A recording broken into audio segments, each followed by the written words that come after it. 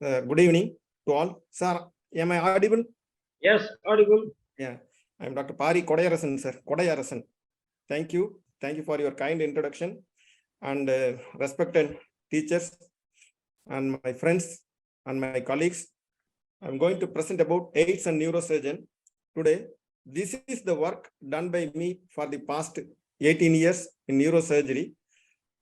They are mostly compilation of my cases which were managed surgically. There is usually a stigma. Most of the people, they're afraid to do surgery in AIDS patients. Even hospitals are not taking cases. Most probably because they may labeled that hospital is mainly for AIDS. So other people may not come. That may be the reason. And not only for this, even some hospitals, they are not doing for even HBsAg positive or HCV cases also. Nowadays, the trend is changing. Here I am presenting my encounters with AIDS patients from my NIMHANS days, where I did 1 year non-PG senior resident. HIV is a global healthcare problem in developed and developing countries. Even though it was initially reported in USA in 1981, this virus has been identified in 1983. And from there onwards, there was a lot of steep increase in the number of cases, but it started reducing nowadays. It was caused by human immunodeficiency virus 1, a member of slow virus. It's a retrovirus, it's called lentivirus, family of retroviruses. There is a complex mechanism why this disease occurs. It causes, once the virus enters in the body through so many secretions, all secretions and blood, it causes destruction of the memory of CD4 T cells, and it causes persistent immune suppression and chronic immune activation. So many mechanisms are there. And in CNS, central nervous system, it disrupts the blood-brain barrier and facilitates the organism to enter into the central nervous system directly. And HIV is a neuroinvasive virus, and it gaining access through the infected leukocytes. And during the course of the disease, once the AIDS become full-blown, 40 to 60% of them have neurological symptoms. But only 1/3 of the patient present with neurological complaints. At the same time, almost all, less than 5% people only having normal brain at autopsy. Almost all of them have some disease or opportunistic infection during the AIDS course. And among the seropositive patients, at least 20 to 25% of the patients, they have to undergo some sort of surgery, maybe gastrointestinal, neurosurgery, or obstetrics, any surgery, orthopedic surgery, etc. But in these cases, most of the time, outcome of the disease mostly depends upon the primary disease. AIDS, even though it causes some immune deficiency, most of the time it does not alter the course of the disease, except some infection, other things. And there are so many issues related to anesthesia and surgery related problems, and that I will come through. And there is a lethargic attitude, yes, Dr. Rajesh Babu told, and fear among the healthcare workers to treat the AIDS patients. And another important thing is confidentiality. Patients' privacy should be taken care of it. And there are a lot of legal and ethical issues are there in the management. And almost not the least, the risk of disease transmission. This is the most important fear among the healthcare workers. And the disease burden is, in India, as of 2019 status, there are 24 lakhs of living patients in AIDS. Every year, nearly 63,000 people are getting infected. There is maximum number of cases in Mizoram per population. And Sikkim is the lowest in India. Tamil Nadu, about 1.55 lakhs of people are having AIDS. And annual new infection has decreased 37% from 2010 to 2019. And most probably, in India, the cause for transmission is unprotected sex and unsafe drug injection. These two are the main cause for disease transmission. And As of now, there are no dedicated hospitals for HIV patients. As per 2020 statistics, only 570 ART centers and 1,264 linked ART centers are there in India, whole India. This is very, very, very less for the people they are having AIDS in India and the population of India. And a lot of issues that I will come later once I show my cases. There are hospital side problems and from the co-worker side, and there is a social stigma among the patient and among the treating persons. And cost is another issue because most of the time in these patients, we have to wear the protective gowns. And even in our hospital as a policy, we used to throw out the tubes which were used in anesthesia, and these cost additional cost for the patients. And they have to take treatment for the long time, many years they have to take treatment for HIV. So in my personal experience, I have operated 92 cases personally in the past 18 years. In it's mentioned 3 different, actually from NIMHANS and St. John's was not included. I have operated in 5 hospitals, and almost most of the patients had good Kernoff performance scale above 80. Most of the cases we know the serology. As a private practitioner, we almost get the serology test before surgery. Only 4 cases we don't know the serology. After surgery, we came to know. Most of the cases in NIMHANS, 3 cases in NIMHANS, and 1 case recently during Corona period, we taken it for surgery immediately after sending the serology and the Corona test, and we taken up the case for surgery. It's a case of EDH. Patient survived. Later, we came to know that patient had AIDS.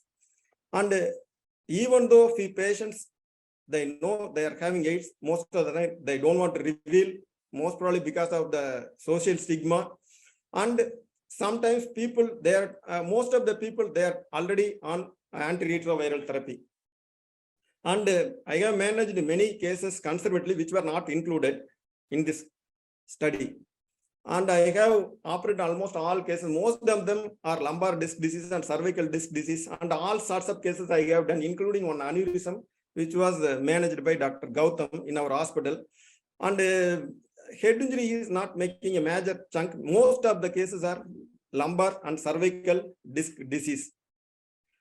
I will show a few cases, for example. And 42-year-old female from northeastern state admitted with headache and speech disturbances.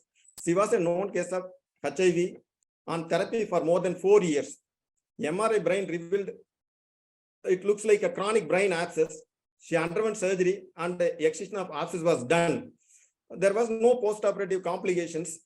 Histopathology report came as tubercular abscess with possibility of atypical mycobacteria.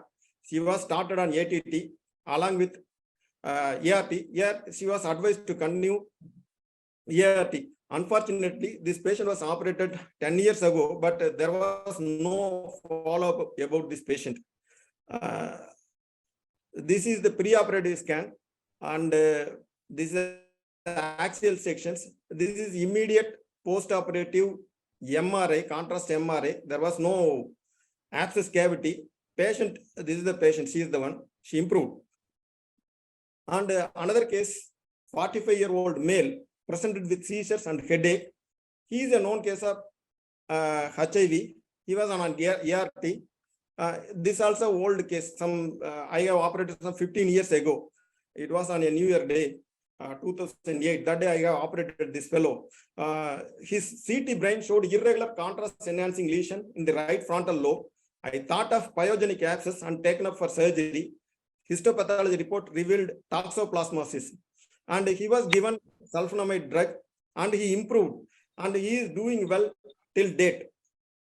But the thing is, this fellow, I met him some 2 years ago, some horticulture department, but he didn't want to come for follow-up. That is the main problem in managing HIV patients. This is the case toxoplasmosis. This is an abscess, and this is the preoperative scan. Post-operative, this was immediate post-operative period. He is doing well. He is not having any deficit, and he is doing well. I met him some 12, 13 years after surgery. And another case, TB osteomyelitis of the skull. He is a young male, 38-year-old male, seropositive male, admitted with painful swelling over the skull with severe headache. We thought of it is an infected sebaceous cyst. He underwent MRI which showed osteomyelitis of the skull with epidural abscess, and infected bone has been removed and pus evacuated. Pus was showing acid fast bacilli and confirmed with histopathology as tuberculous osteomyelitis. He was started on ATT along with ERT. He is doing well. He came one follow. Again, the same problem. One orthosurgeon referred my friend. I contacted him through him. He also, I have operated him nearly many years ago, but he didn't come for follow. This is the abscess. This is below the scalp, and this is the epidural abscess. And this is the axial section. This is the collection. This is the scalp showing abscess. This is the post-operative status, which has been removed. Patient improved, started, but no long-term follow-up. And this is another case, 54-year-old female. It was a known case of HIV on ART, admitted with headache and right-sided weakness of 1 week duration. She underwent surgery for meningioma 18 months ago somewhere in Chennai. And post-operative scan, MRI taken after 12 months there only, which showed there was no tumor. But when this time I did scan, there was a huge recurrence in a very short period. And before surgery, I told them you have to follow up regularly and follow my orders. But again, same problem. Patient underwent surgery, total excision was done, her weakness improved and walked home. Histopathology revealed atypical meningioma grade 2 and referred to radiotherapy. And I lost follow-up. I called, but they didn't turn up. And I'm not having the, I'm having that pre-op scan because space is not there. This is a large tumor, parasagittal mass, axial section and coronal section. This is the post-operative scan. This is during her only post-operative visit. She was doing well, but she has not undergone radiotherapy. And this is another case I have operated in my early days in St. John's Medical College, where I worked as assistant professor. He's a 37-year-old male, known case of HIV on antiretroviral therapy, presented with altered sensorium. CT brain showed bilateral chronic SDH, right more than left, and bilateral burwell evacuation done. But he developed repeated recurrence on right side, sorry for the mistake, and he underwent redo surgeries, 3 or 4 surgeries, and late stage there was some fungal growth noted in the membrane. Most probably they told it might be candida, and the patient died because of the sequelae. He had repeated surgeries, he repeated seizures and altered sensory. Ultimately he died after 6 weeks. And this is the pre-operative scan. He had bilateral chronic SDH. Brain is very tight. This scan immediate post-operative, there is some pneumocephalus. This scan done after a few weeks. Again, there is a membrane with craniotomy done and the excision of membrane done, but the patient somehow deteriorated. He developed subdural empyema and fungal growth. Ultimately, we lost the patient. And this is another case operated by me some 12 years ago. Is a case of RTA, GCS admitted with the GCS of 5/15 with anisocoria. After sending that serology, he underwent emergency craniotomy and evacuation of EDH. And this time report came as HIV. He was totally depressed. He was not happy with surviving with the disease. Anyway, we counseled him and sent him to ART. And this is the huge EDH, and like in temporal and high parietal, and evacuated. He had a left-sided, right-sided contusion also. There was some infarction in the immediate scan. And patient discharged home, and this scan done after nearly 3 to 4 weeks. Complete evacuation, patient is doing well. And most of the time, these people are, once they are getting ready, they are not coming for follow-up. This is another case of post-meningitic hydrocephalus. She was a 36-year-old female admitted with altered sensorium, known case of HIV on ART for past 4 years, treated elsewhere for TB meningitis. And CT showed hydrocephalus with periventricular lucency. So we did right VP shunt, started on ATT after CSF analysis, which showed only 20 lymphocytes. And this is the preoperative scan showing hydrocephalus with periventricular lucency.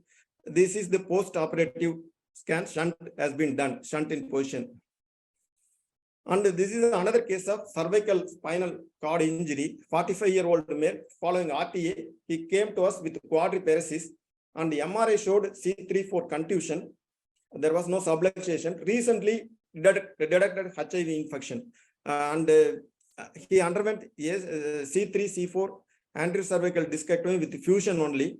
And we have not done cervical plating for this boy. And motor power improved after surgery and good fusion shown after 3 months. C3-4 cord contusion. He had mild quadriparesis. This is the preoperative X-ray. This is immediate post-operative X-ray. And this X-ray done after 3 months with relatively good fusion. And this is another interesting case. Operated me in December 2010. He was a 37-year-old male admitted following RTA.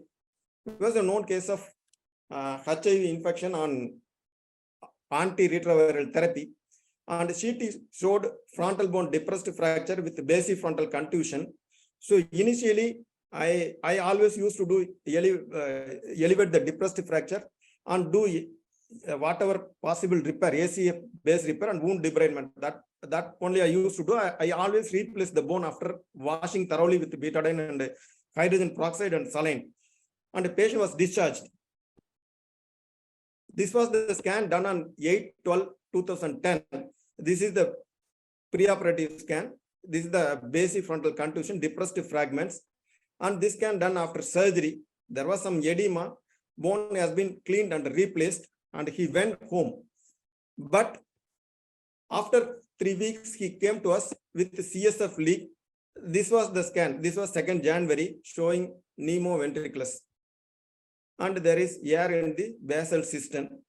So we managed conservatively and patient improved and discharged on 7th. Actually, they want to go to Bangalore for higher centers and they went, but they came to me again after a month with profound CSF rhinorrhea. When we sent him, his GCS was around 15 only. Again, this time he comes with meningeal signs and this time CT cystonogram showed CSF leak. So ACF base, anterior cranial fossa base repair was done on 12 February. But a patient developed a severe brain edema, some contusion. Ultimately, we lost the patient after 3 days. This is the scan on 2nd February. This is CT cystogram showing the leak. This is immediate post-operative period. This is the fat graft, fat and the fascia we placed in the ACF base. Even in this scan, you can see edema. Third ventricle is not visualized. Ultimately, we lost this patient. And this is another interesting case. 39-year-old female admitted with features of intracranial tension. She was diagnosed during this while doing the workup for surgery. Her husband was a HIV positive patient, and she was very much depressed. She was claiming, I will die. I'm having HIV like that. But ultimately, I convinced her and I did surgery. She was totally depressed. And the CT and MRI showed intraventricular space occupying lesion. And most probably it was preoperative diagnosis, central neurocytoma. Underwent surgery through the interhemispheric transcallosal approach on 2nd of November 2010. And post-operative, there was a small residual on lateral part. So given RT, and she is doing well. Even now, after so many years, she is doing well. She used to come for follow-up. And this is the CT scan showing calcification and tumor hydrocephalus. This is the MRI, coronal section and axial sections.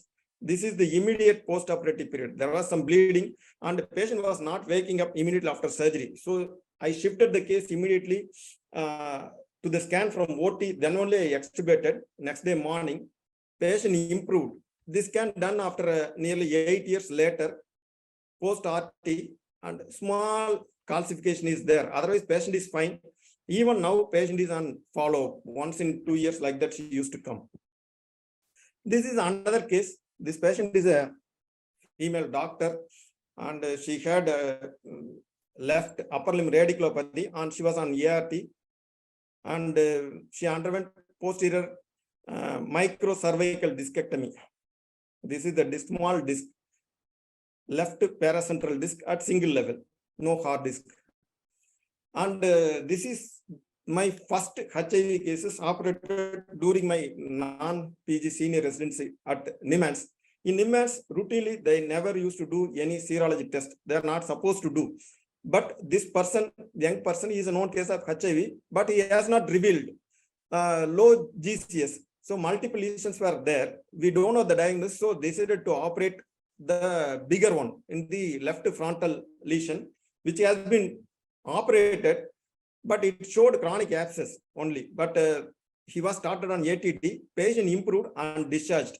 During the follow-up period only, we came to know that he is positive for HIV positive. Then the protocol in NIMHANS was any case, if anybody, paramedical workers or doctor, they got some injury, they will immediately, they have to report to neurovirology department. They immediately give tablet. They have to take tablet immediately, ART. They will do test in the very next day to the patient. If he is become positive, then they will do test for you. And if he is become negative, then they will stop giving the medicine.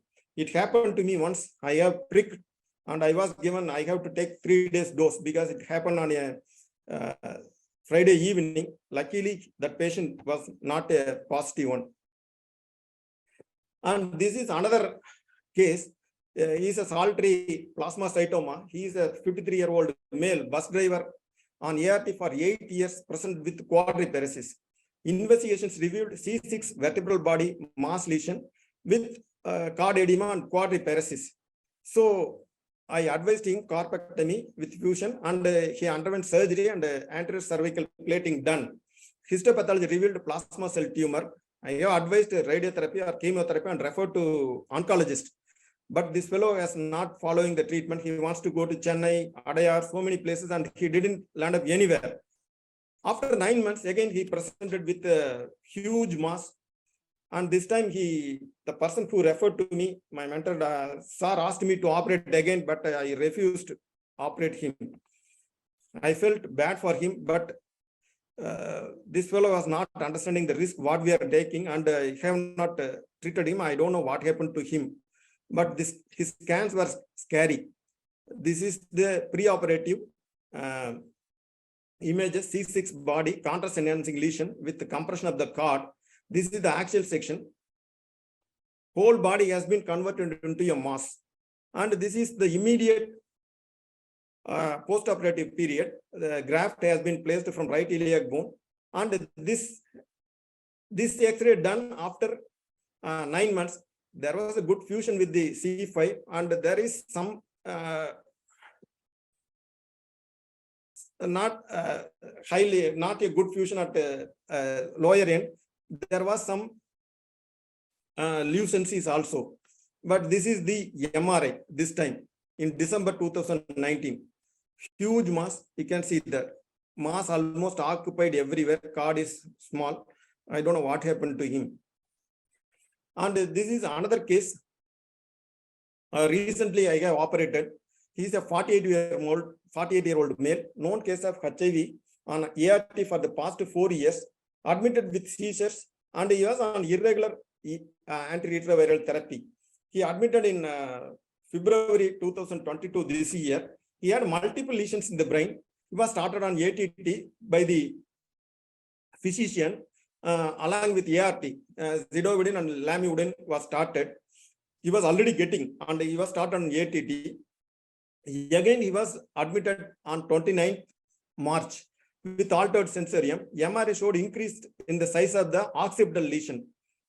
So decided to excise the multiple coalesced abscesses on the occipital region after explaining the risk of developing hemianopia, and which was done on 30th, and which showed pus, there was AFB and CB NAT was positive, and he was tissue was sensitive to rifampicin. He was started on again ATT along with streptomycin. 6 drugs has been started. This is the scan showing multiple coalesced lesions. Here also you can see one nodule, and he is having some lesion in the brainstem also, midbrain brainstem also. This is the axial section. Here you can see the brainstem lesion and a large occipital lesion. Here there is no lesion on right side. Here looks like a doubtful thing, which has increased in later scan. And he was started on ATT and ART. And this is the immediate post-operative scan. Next day morning, total excision on left side, but this brainstem thing was still there. And this scan was done in May. There is a small increase in the size of the brainstem lesion, and there is mild hydrocephalus, but there is no lesion here in the CT scan, no lesion in the occipital region, left occipital region. But he had left hemianopia. But again, he deteriorated in July. This time his scan showed a large mass in the brainstem, and at the same time he started having few lesions in other places also, which was not there before. And here also few lesions are appearing, which was not there before. So his after discussing with the TB center Salem, and his ATT has been stepped up. But with that drug, again it reduced in 9th month. 9th month it has been reduced, the size has been reduced, and edema also reduced. But this lesion, there is some edema, some few lesions are persisting. But we have not decided to operate, but this time he developed a left-sided weakness and some tremors. And consult with our neurologist, we started some drugs for movement, and he improved. But today he came for follow-up, today morning. This is the photo taken today morning, and doing well, but he had tremors. He can show that left side upper limb weakness, and he can walk with support, but his CD4 count has increased, viral load has decreased compared to previous pre-op status. He is still on ART and ATT, and our physician stepped up drug for movement disorder. And this is another case, nearly 12 years follow, 29-year-old female on ART, her husband also positive case, and difficulty and admitted with walking difficulty, and MRI showed D7, D8 COX with large paraspinal abscesses. So she underwent left thoracotomy, discectomy, and evacuation of pus, and decompression of the cord, along with stabilization done with titanium implants laterally, and ATT given for 1 year, doing well so far from July 2010. MRI done in 2015, even recent MRI done, which I could not able to retrieve, even during last 1 year we have done, but she used to come for some pain. Otherwise, she is on ART and doing very well. And you can see that D78, but you can see the abscess extending from that place to this place. And this is the post-operative X-ray, and this MRI was done in 2015. And this picture was taken in 2018. This is the X-ray done in 2018, showed good fusion, and she is doing well. And this is another case. He had multiple problems. He is a case of disseminated tuberculosis and chest TB, prostate abscess, diabetes, so many things. And he is also on ART, and he had left temporal SOL, which was not responding to ATT, and the sizes keep on increasing, so decided to operate, and the excision of space occupying lesion was done and proved to be tubercular abscess. And again ATT started and doing well in the follow. After a 2-year follow-up, he was doing well. After that, he lost follow-up. This is the tubercular lesion. And this is the pus, and this is the wall, and this is the some nodule present in that area. And this is immediate post-operative period, like a surgical strike. And this can done after 3 months. You can see there is no abscess, and this can done after 2 years. But he used to get admitted with some medical problem in between. And this is another case, 31-year-old male present with neck pain of 3 years and right upper limb pain of 3 weeks. Known case, HIV patient on therapy, ACD with fusion done. There was immediate pain relief and doing well for more than 6-year follow-up. You can see that simple single level anterior cervical discectomy and showing good fusion. There is no problem in fusion or any of these non-fusion like those complications. They are behaving like other normal people. And this is another interesting case of non-Hodgkin's lymphoma operated by me in St. John's Hospital, 2005. 31-year-old female, wife of a HIV-infected lorry driver, admitted with pain in low back for 3 months, weakness of both lower limbs of 2 days and bladder retention. So images revealed L4 body collapse with canal compromise. So she underwent decompression with stabilization, weakness improved, bladder recovered. Histopathology came as non-Hodgkin lymphoma, started on chemotherapy, survived for 14 months, and then she died. She belonged to our Namakkal district, and I know she died. I have operated this patient in Bangalore. This is the X-ray, preoperative X-ray, and this is the MRI. These are old cases. I am not having the post-operative images. And this is another case, lumbar disc prolapse, 44-year-old female on ART, admitted with radiating pain, and underwent microlumbar discectomy. Patient improved following surgery. Typical disc has been removed. Patient is doing well in follow-up. And this is the only one aneurysm coiling case which was done in our Imm.Post hospital by my colleague, Dr. Gautam.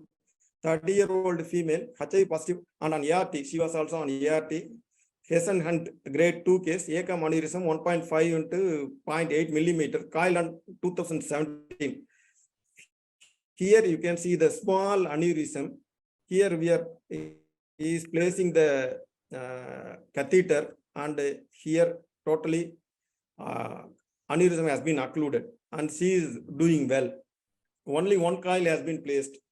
So all these patients were managed surgically. No surgery-related injuries were noted among us. Most probably because almost all cases operated by me, and I never allow many people to enter inside. And I used to take some specific staff only, senior staff only for the surgery who know about the complications. Most probably that is the reason for I could able to operate many cases. And strict operating room protocols were followed, universal precautions taken for all of them advised to continue ART as before. And most of the time people are continuing ART, but they are not coming for follow-up. That is a big drawback in these things, these cases. Neurological disease managed like any other non-HIV patients. No new protocol has been followed in these cases. So the risk of transmission, sharp injuries are the most potential cause of transmission. Risk of needle stick injury is 0.3%, but at the same time, it's approximately 30% in case of HBsAg. Usually, hollow needles are causing more chance of transmission than non-bored needles. And splashes of blood, CSF, and other fluids cause 0.09% only, very less, negligible almost. We practiced a no-touch technique. Minimize the persons who are handling the case. That is most important thing. Senior most to operate the patient. And we used to wear eye protections. Even before COVID, we used to wear goggles, double gloves. Double gloves supposed to reduce at least 5-fold reduction in the transmission of infection. It's a proved thing. Prevention is always better. And there was a study in University of Turkey. They did 6-year survey. They conducted a survey among the health workers following occupational exposure to unknown source.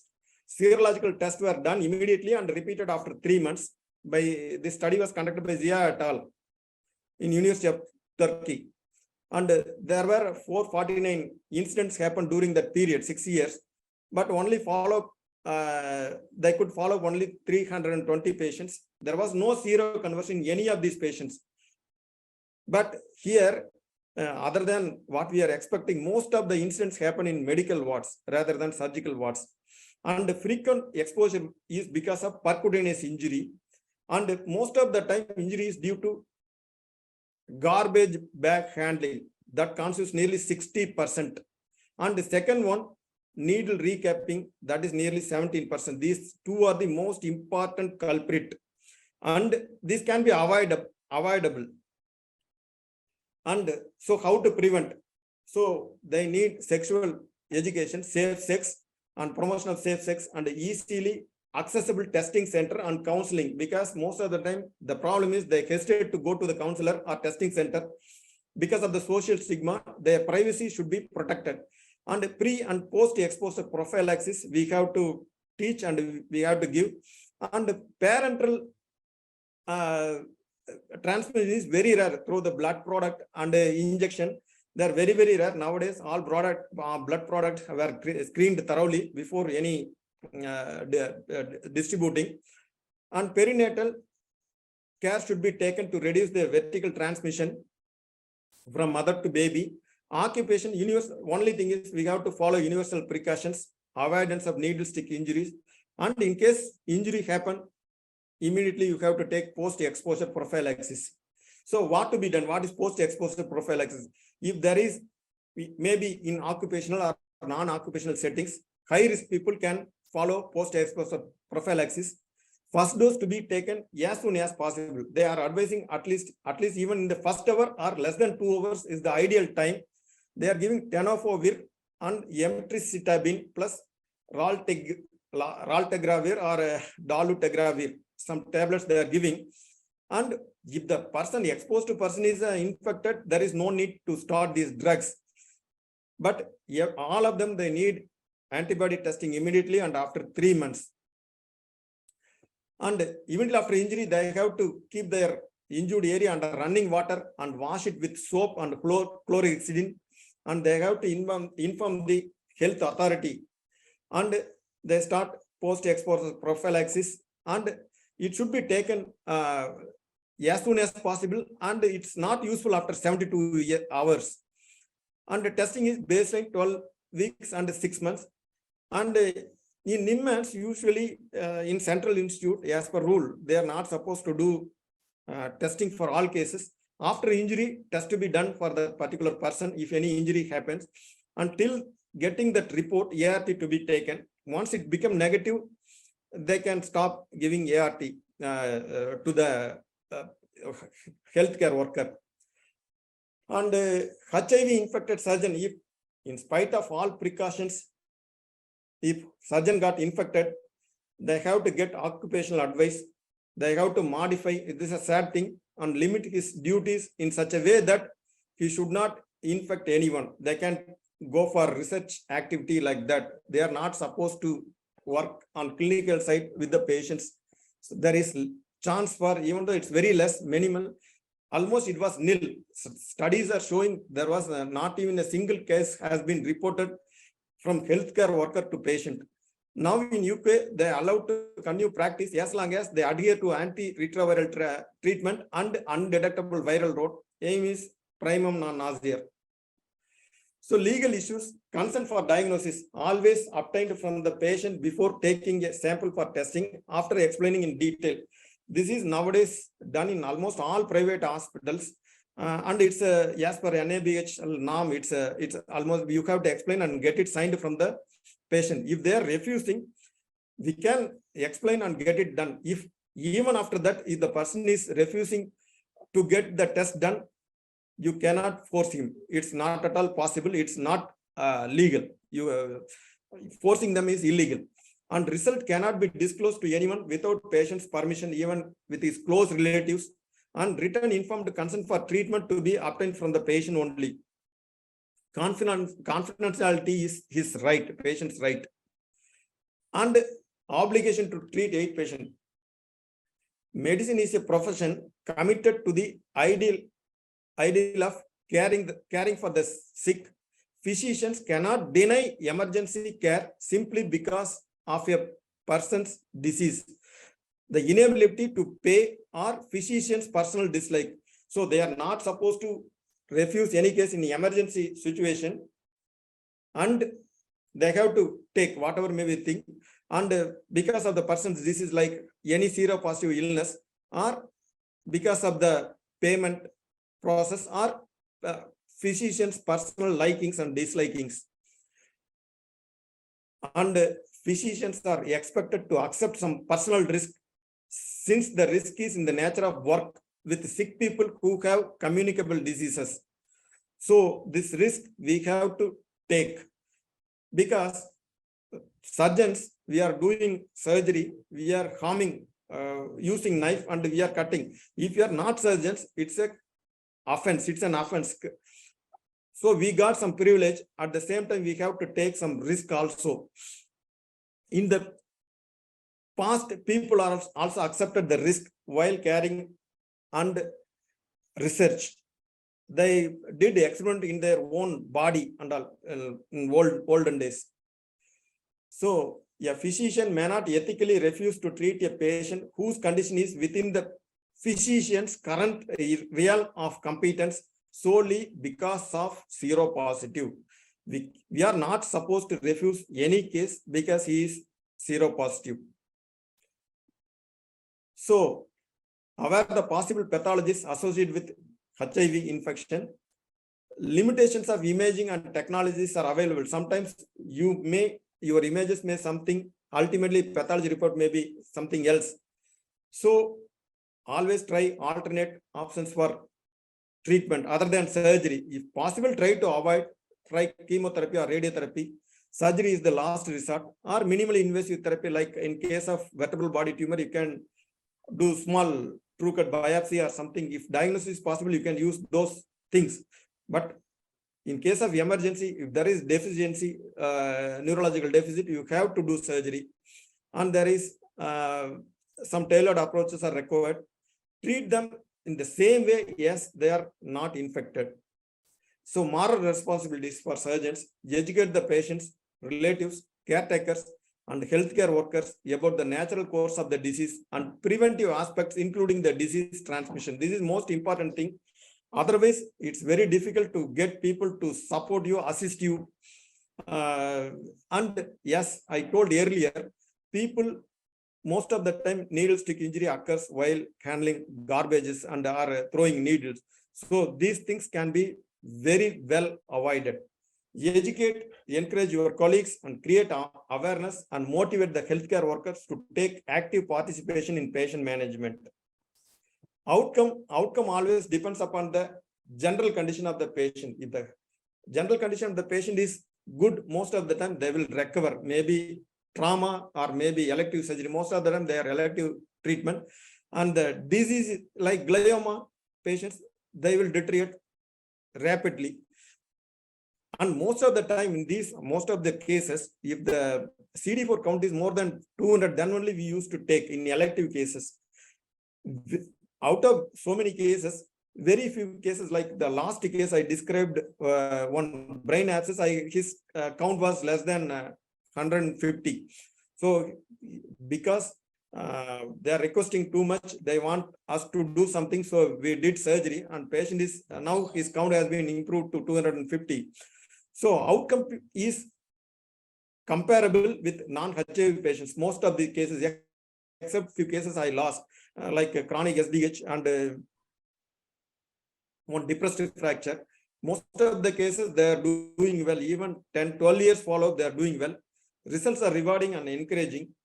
So neurosurgeons have an obligation to treat AIDS patients surgically when the treatment is likely to have a positive impact on patients' longevity and quality of life. Most importantly, you can change their life they can have pain-free life, most of these cases. And confidentiality and the avoidance of discrimination towards person who is test positive must be ensured. So cure in AIDS, it's possible. Recently, few case reports are coming. They completely become negative, but no studies are there. Few reports in newspapers are coming, 1 or 2 cases. They got cure from AIDS. The day is not far away. And personal issues, hesitation from the hospitals. Some hospitals, they are not allowing to do surgery. Not all hospitals are doing. Most probably it's because of the stigma, social stigma. If they start treating AIDS patients, the other cases will not come like that, or the cost involved, or most probably the difficulty in allotting theater.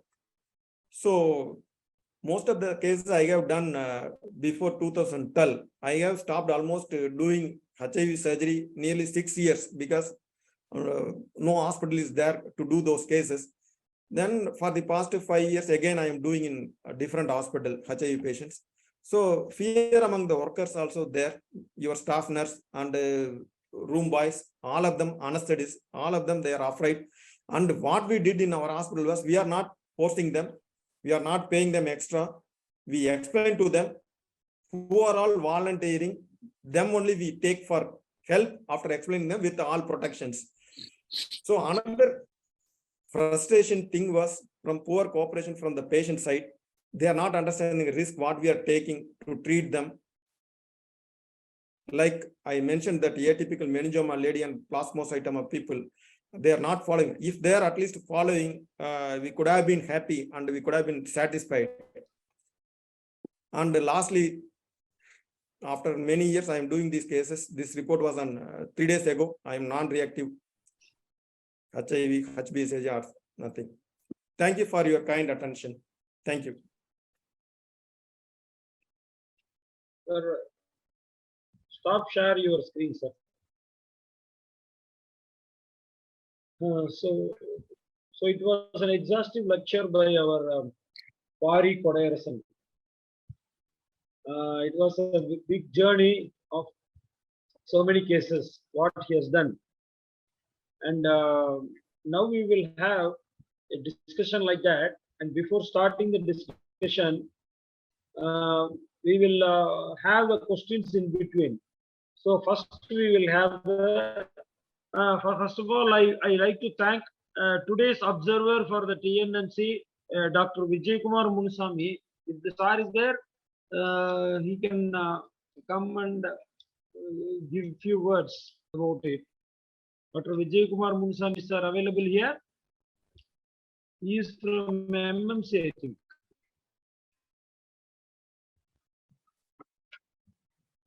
He is not there. Okay. Thank you so much, sir. Now we will have the first question of the day.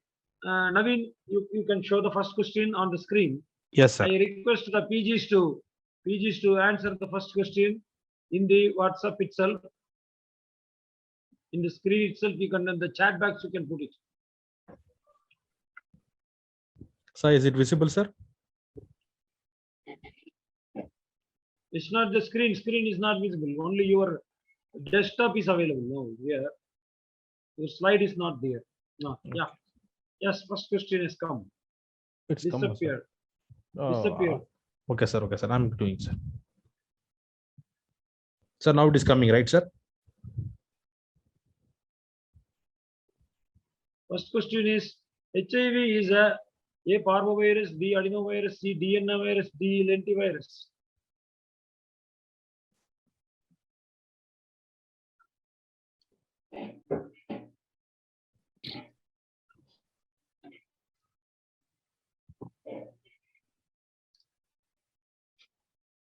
Okay. Now we will have the discussions, and the audience can put the questions and they can unmute themselves and then they can start. Before that, what I thought was, Dr. Pari Kodayarasan has given an exhaustive lecture. Actually, in the screen, one of my classmates, Dr. Lakshminarayan, has come. He is all the way from, he is in Dubai, and he has come and joined the program. He is an ENT surgeon. I like to have a word from Dr. Lakshminarayanan, your experience about treating HIV cases. Yeah, see, a very good evening for all. Nice meeting you through Zoom. No, I think you are the better people. We come across, anyway, being ENT, we get some cases with oropharyngitis, tonsillitis. No, if you have cases there, will you operate in Dubai or not? That is the question. No, we will not operate. Always it is first a medical treatment.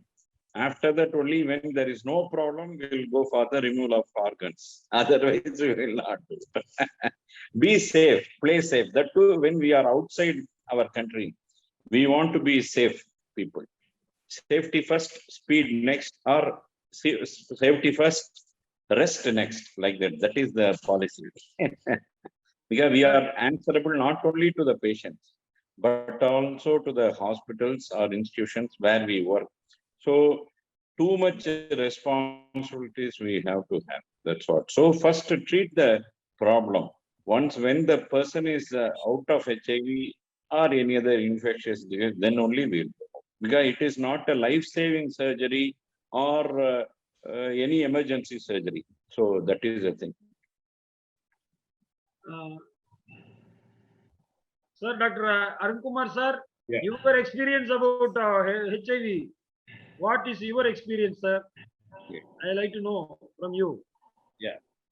First of all, I'd like to congratulate Dr. Pari for enlightening us with such a vast experience and this huge number of cases. You almost showed us everything, right from the disc to the tuberculous lesions to the elective meningiomas to everything in the last, what you were saying for last 15 years. And I think there's a good support from the hospitals where you had been working before. As you were saying about it, before 2012, you had a good support of the team. That the team members are the most important people for you to help you out in proceeding the surgeries. True, sir. I have a few cases which I had operated very, very long time back. One of the patients who I seen about a couple of months back, who had done a cervical laminectomy around 18 years ago, is still very hale and healthy, and he must be around now about 65 years or 70 years of age, and he doesn't have any symptoms of AIDS or anything, still is leading a quite a normal life. So what it means is, as you rightly said, if the CD counts are quite high and otherwise the patient are healthy, a HIV marker alone doesn't put them down as a bad patient. They always have a comparable lifespan when compared to non-HIV people also. That's what I learned from my experience, though I have very few patients who I encountered. And regarding how often you get to see any lymphomas, CNS lymphomas you saw in these patients? Sir, lymphomas, I have operated 6 or 7 cases, but none of them they are having AIDS. Nowadays, recently, for I don't know whatever may be the reason, for the past 6 or 7 years, I have not encountered even a single lymphoma. During my initial periods, I saw many lymphomas. Nowadays, I have not seen only one case, non-Hodgkin's lymphoma, that was spine, L4 spine, which I have shown. Otherwise, I have not encountered any CNS lymphoma. Even though I have operated non-HIV related. HIV related, I have not operated any. Okay. So what about Dr. Vijay Shar's experience on? So now there is someone has raised the hand. Some iPad people have raised a hand. Karthi. Anyone want to ask a question? Yes, I have a question to my Anne. I fondly call him Anne. He's my teacher also, Zini PG. So, do you have any antibiotic policy for these patients because their immunity level might be low, CD4 count might be low? You will follow a routine antibiotic, or you have a specific antibiotic policy for these patients because their immunity must be low, no? It's low, but honestly, as I told you earlier, same protocol, no protocol has been changed in any of these patients. Okay. These chronic abscess and all, we used to give, usually they advise some 3 months IV antibiotics. But because we are excising abscess, we used to stop little earlier. That is the only thing. Even otherwise, we used to stop. No, We- the risk of new infection because of post-surgical, if we can to give prophylactic antibiotic, that's what I'm. Same antibiotics. I Same have not antibiotics. used anything extra or something. But the problem nowadays is mostly TB cases. We think that it's TB. We started, particularly one case I showed in the brainstem abscess and all. We don't know what to do. Already on ATT, we started giving streptomycin, ofloxacin, and other 4 drugs. In spite of that, size has been reduced. At the same time, few new lesions has also been appeared. But he is on ATT only even now. We have no answer for that. So now the time for second question. Naveen, second question.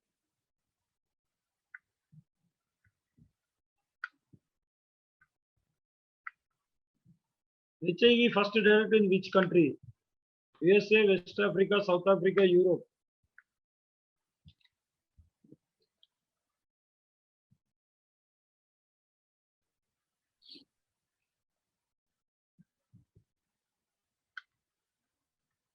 Yes, we can continue with the discussions. See, actually, when going back to this HIV, this HIV surgery, which actually I have done in 1993. Actually, I have done a surgery on 1993 for one of the patients. At the time, I was in KG hospital in Coimbatore, and suddenly Dr. Bhaktavachalam was the director, and he told me, there is one case, is there ectopic pregnancy, you just go and operate. He told me. And then suddenly from the anesthetist, they told, sir, that patient is HIV positive. So immediately, what might have been my reaction at that time? I thought, oh, okay, it's all right, we will go ahead. And we have started surgery even in 1993. I have operated the case. At the time, the senior surgeon was there. I was junior surgeon, and senior surgeon in the hospital was there. And at that time, we had all the protocols. In 1993 itself, we have started and we have done the surgery for the ectopic pregnancy, and we made the patient all right. That was the day back in my experience, which started at that time itself. So like that, in Coimbatore, we started treating HIV cases long time back. Even in some of the corporate hospitals, still they are not doing surgeries on the cases. But in our hospital, where I am working, Ganga Hospital, here we are having all type of injury cases now. We will do the test, and then even if it is positive, we will go ahead and we will do the surgery as if we are doing a routine list. It will be. It will not be like a big thing, a separation and all those things. But we will take protection and we will do it. But we will do it as if 10 11 case மாதிரி தான் இங்க பண்றோம். ரொம்ப isolation மாதிரி, ரொம்ப இது பண்ணி, ரொம்ப ரெஸ்ட்ரிக்ஷன் அந்த மாதிரி எல்லாம் கிடையவே கிடையாது. அந்த மெசேஜ் தான் I wanted to tell here in this audience. Because நீங்க வந்து HIV இருக்குன்னு சொன்னாலே அந்த கேசஸ் ஆப்ரேட் பண்றது எல்லா ஹாஸ்பிட்டல்லையுமே வந்து ஒரு ரெஸ்ட்ரிக்ஷன்ஸ் இருக்கும். பட் எங்களுக்கு வந்து அந்த ரெஸ்ட்ரிக்ஷன்ஸே கிடையாது. அதே மாதிரி தி charges also not that much W triple எல்லாம் கிடையாது. ஒரு மாடரேட் சார்ஜஸ் ரெகுலரா போடுற மாதிரி தான் போடுறாங்களே தவிர.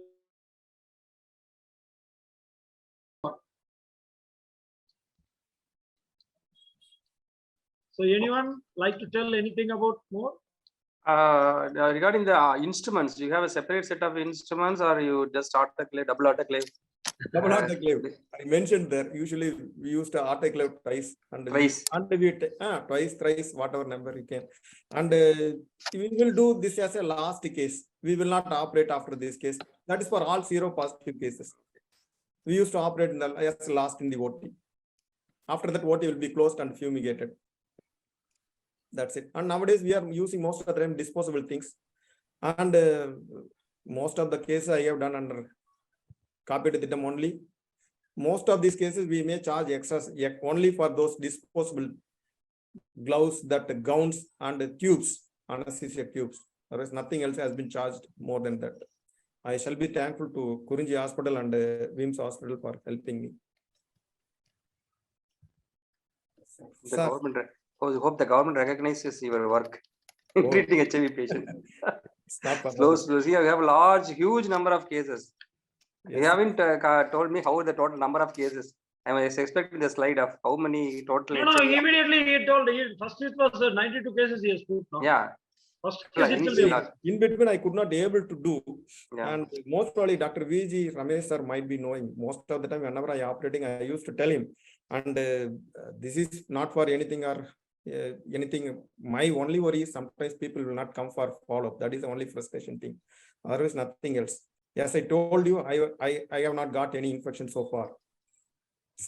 There Now, are other people and we need to treat them. That's the only thing. Otherwise, nothing else. now Naveen, put the third question.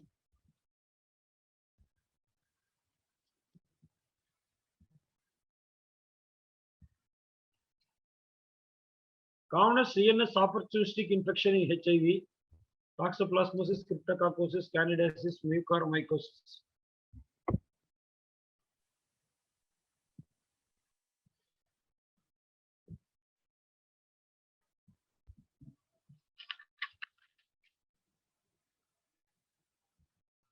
Okay, we can go ahead.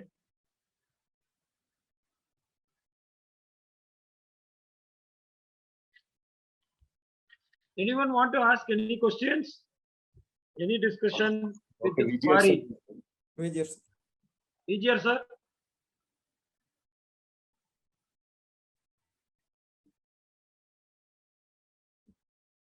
sir left, I think.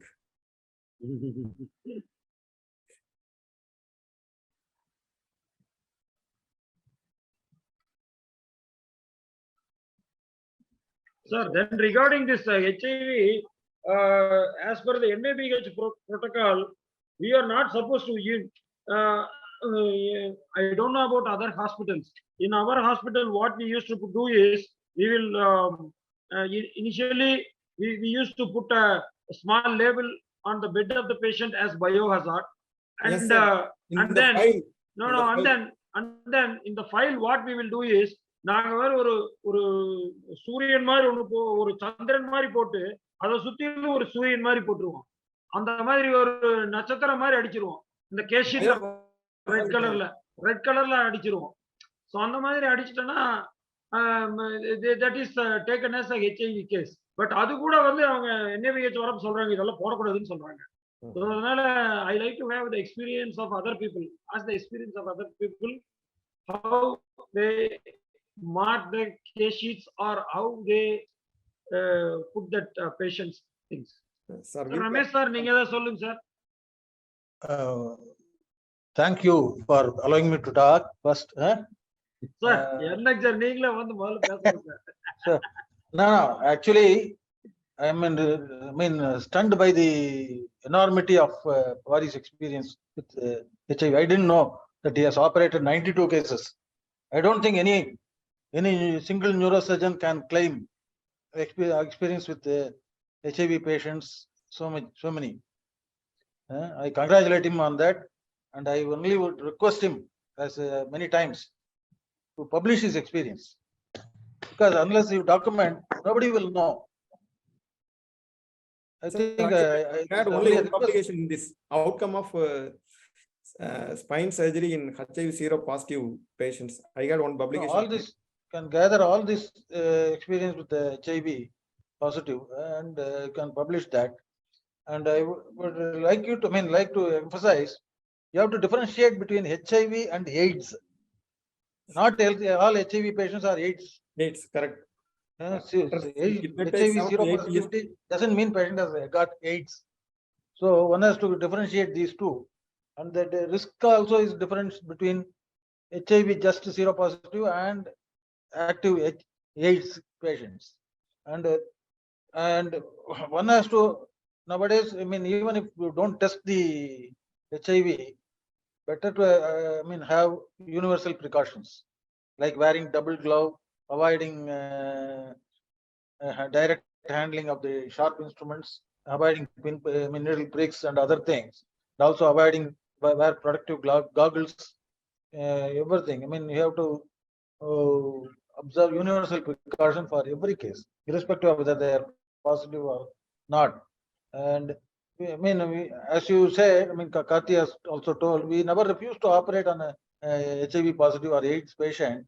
We have, I mean, may not have as much experience as you have, but we have had quite a few cases where we have, I mean, as you said, we operate on the as the last case, and we are, I mean, clean the OT as well as the instruments. I mean, twice or thrice we are operating the next case.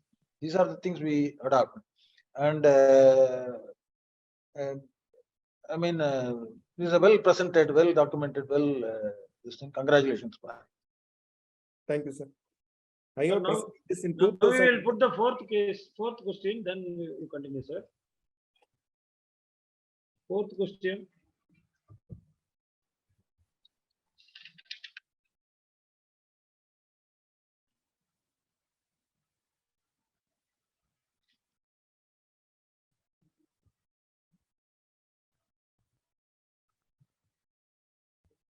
Which statement is wrong? Child can get infection through breast milk. B. Lymphadenopathy associated virus and human T cell lymphotrophic virus are renamed as HIV-1. HIV-1 is responsible for AIDS in West Africa and Europe. In full-blown AIDS, central nervous system affected in almost all cases.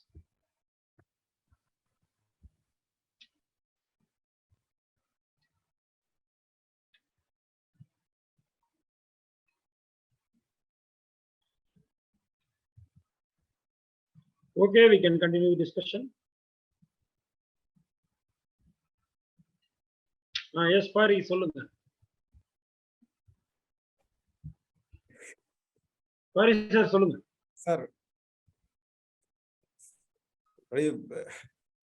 I have presented this same few years ago in NSI, and after that I almost not given OT in Salem. I have stopped almost 6-7 years, and again I start operating. And here, most of the surgeons in Salem, our friends, most of them, they know that I am operating, so they used to refer. That's why I got more number of cases. And 1 or 2 AIDS treating doctors are there.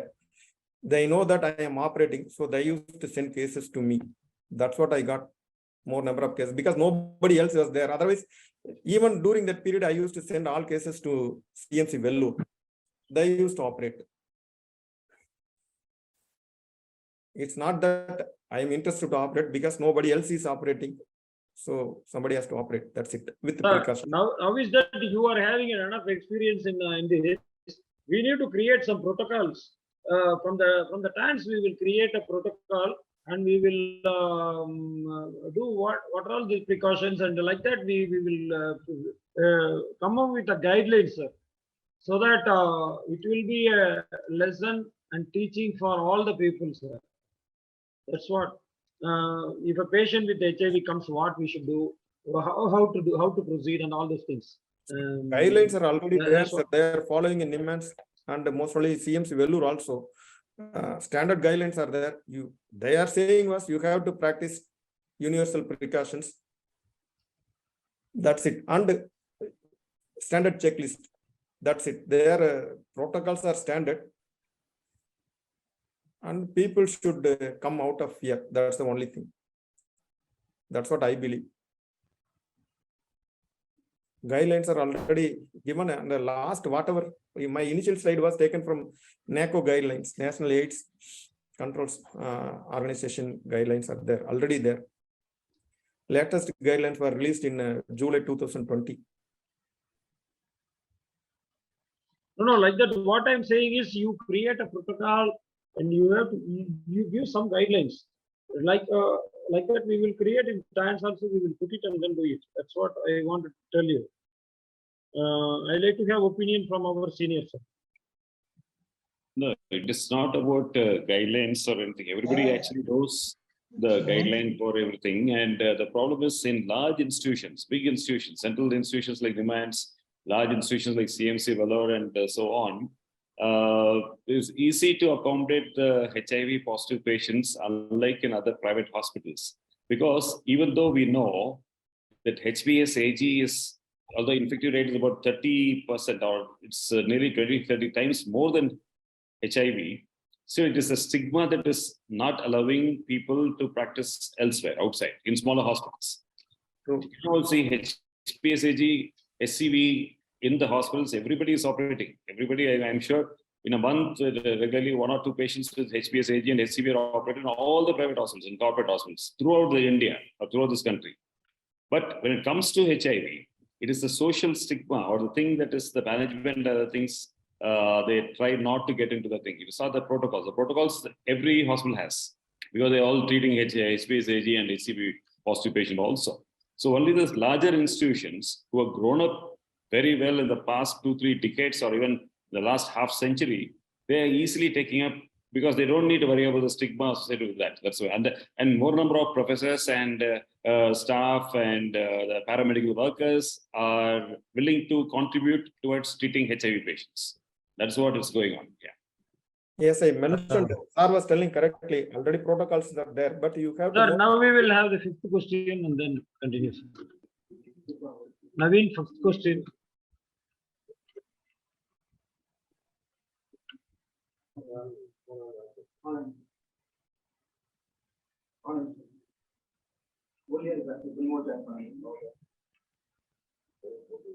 Naveen,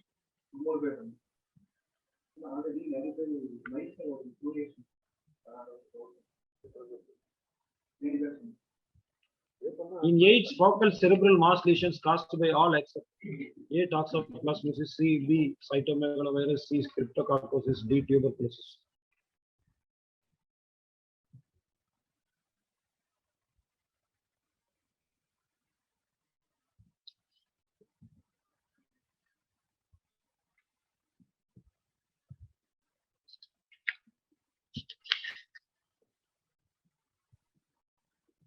Okay, we can continue.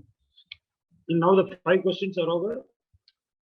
Sir, After discussion, we will Yes, Arun Kumar sir said already protocols are there and the people should come forward to do surgery. That is the only thing.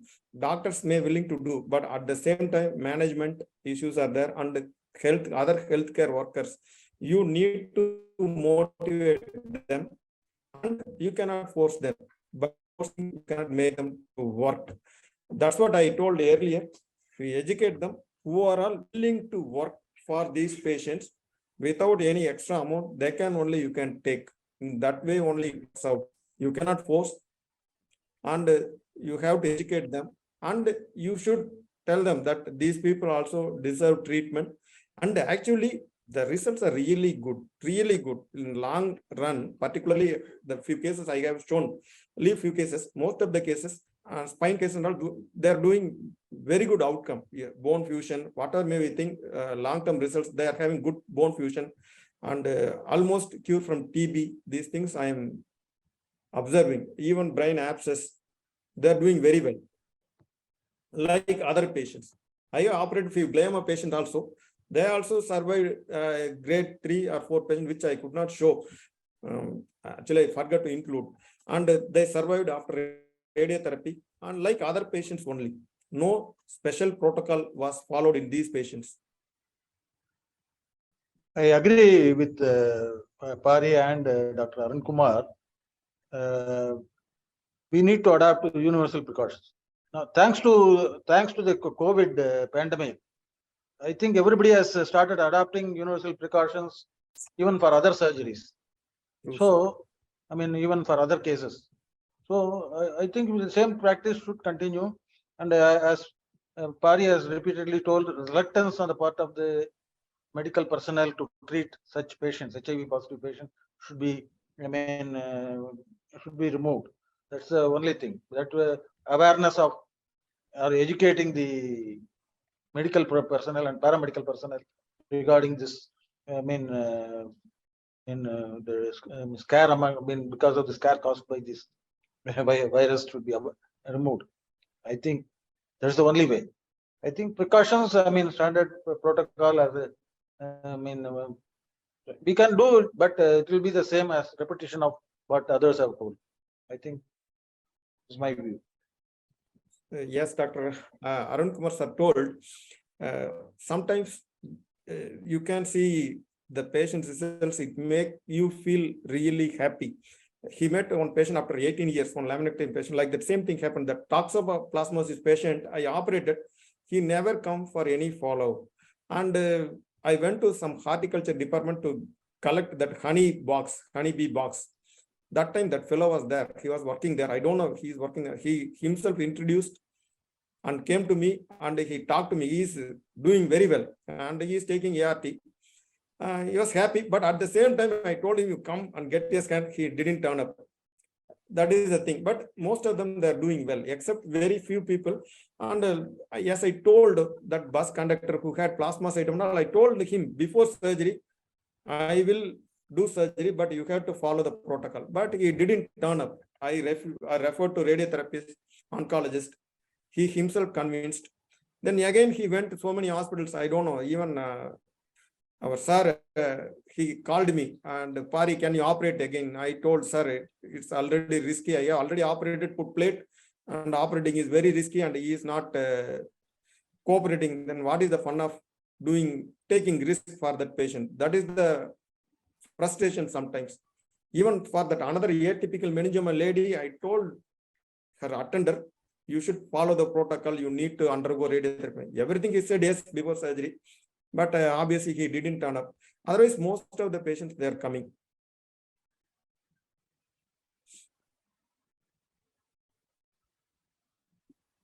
So if there are no other questions, we can close our session by giving the answers to the questions and the winners, prize winners. Naveen? Yes, sir. Answers, sir. Answers line up on அப்படியே அந்த இதுல இருந்து கொண்டு இருந்து வந்து அப்படியே போட்டு வாங்க. Yes, sir. அந்த क्वेश्चन எழுதி இருக்குங்க அதே மாதிரி போட்டு. Yes, sir. Coming, sir. Winner நான் அப்படியே அனௌன்ஸ் பண்ணேன்.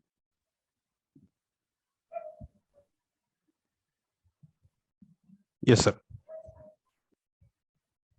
The answer for the first question is, the question is HIV is a lentivirus and the winner is Dr. Jayachandran.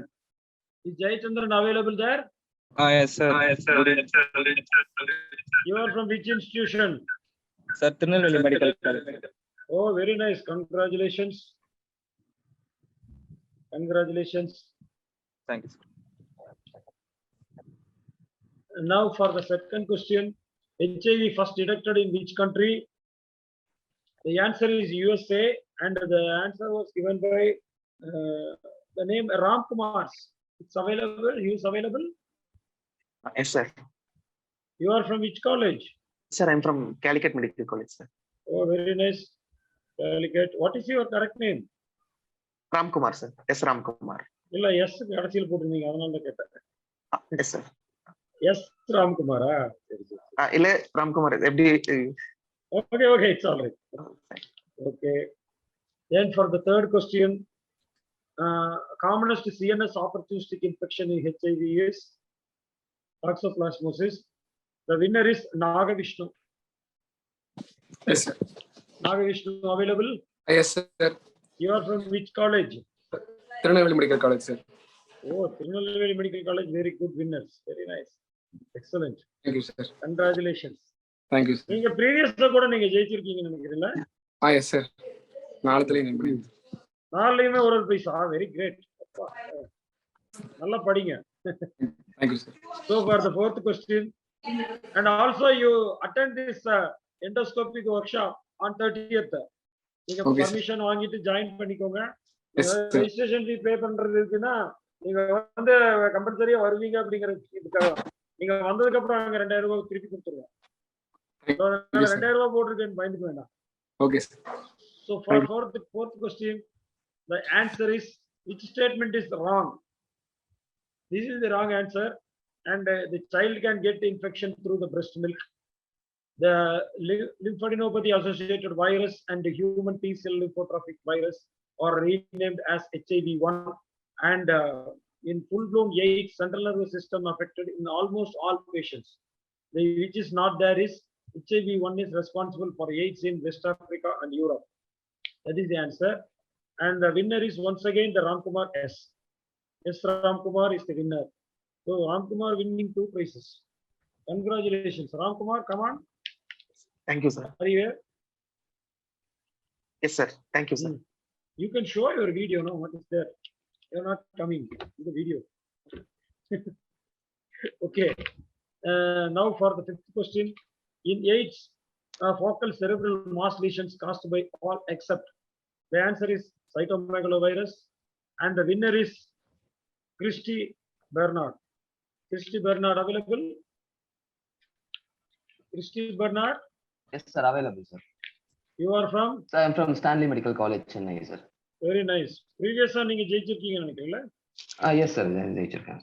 Okay, congratulations. Congratulations. Yes, thank you, sir. Endoscopic workshop attend பண்ணுங்க. Yes, sir. Okay. Congratulations all the winners.